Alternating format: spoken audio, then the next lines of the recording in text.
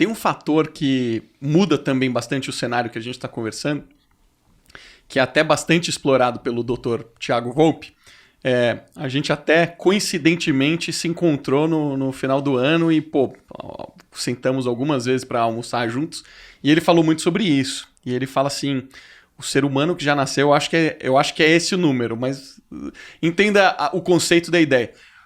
No presente momento, já nasceu a pessoa que vai passar de 200 anos de idade. E ele acredita muito nisso, né? E ele, como é um estudioso do assunto, ele lê muitos papers, ele entende profundamente essa questão de anti-aging, né, que o pessoal fala.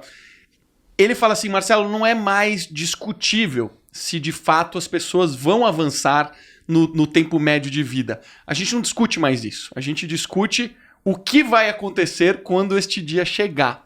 E eu acho que este fator muda muita coisa, né, cara? Muda muita coisa na economia, muda muita coisa para as pessoas que estavam acostumadas a viver um certo ciclo, né? Estudar, trabalhar, casar, ter filho, daí daqui a pouco você já tá morrendo e ponto final. Mas agora não. Agora, se a gente for dobrar a nossa expectativa de vida, o cenário muda muito. O que você acha que impacta isso pra gente? Esse tema é fascinante, porque se você olhar bem, se você pegar o comecinho do século passado, logo depois da Revolução Industrial e tal, você falar pra alguém que a pessoa ia viver 100 anos, como já acontece hoje, não vou dizer de maneira corriqueira, mas acontece com uma frequência muito maior do que quando a gente era criança. Lembra que aparecia no Globo Repórter?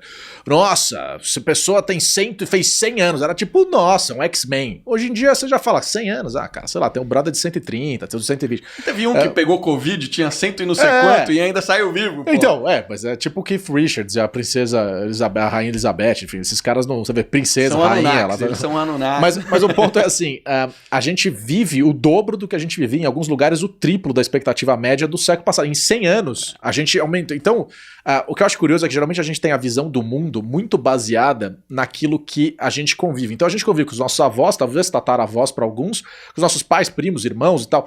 E aí a realidade de todo mundo é muito parecida. Por mais que tenha passado por guerras, né, os avós passaram pelas... A maioria dos avós de quem tem hoje, de quem era da década de 80, da década de 90, passou pelas grandes guerras de alguma maneira. Pela segunda, pelo menos. Mas mesmo assim, as mudanças, por mais que sejam grandes, não foram tão grandes nas estruturas macro. A gente foi crescendo de uma maneira mais linear. O que acontece agora, a grande novidade, a grande inovação, a grande disrupção é que a velocidade é muito maior. Então isso que o Volpi trouxe, eu acho fascinante, porque de fato impacta em um monte de coisa. Vou dar um exemplo para você. Religião.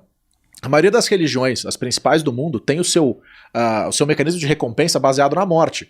E esse foi um mecanismo de controle e de novo, eu não estou fazendo juízo de valor, né? Importante, quando a gente faz análise de futuro, a gente não faz juízo de valor, é bom, é ruim. É tipo você vai sair de casa e vai chover, você não fala, bom, eu não queria que chovesse. Você leva um guarda-chuva, você toma chuva, você não sai de casa. Se você não for Zeus, você não impede a chuva. Então você tem que escolher o que você faz. Então, analisando sem juízo de valor, pensa, as pessoas, elas viam a morte muito mais próximo. Toda hora tinha alguém morrendo. Agora... por isso que a pandemia também criou essa convulsão toda, porque a morte se tornou algo muito mais próximo e muito mais corriqueiro. E eu tenho certeza que se a gente pegar os indicadores, haverá mais pessoas religiosas após a pandemia, mais pessoas espiritualizadas, um crescimento nas religiões do que antes. Isso é um impacto que tem a ver com a proximidade da morte. Se a gente vive 200, 300 anos... a gente provavelmente vai ter que reinventar as religiões, porque o mecanismo de recompensa não está mais ali, e por isso você vê crescimento de budismo, etc., religiões que o mecanismo de recompensa é estar no presente. Então, existe uma natureza muito grande. Investimentos mudam. Se você vive 200 anos, cara, o que é um investimento de longo prazo?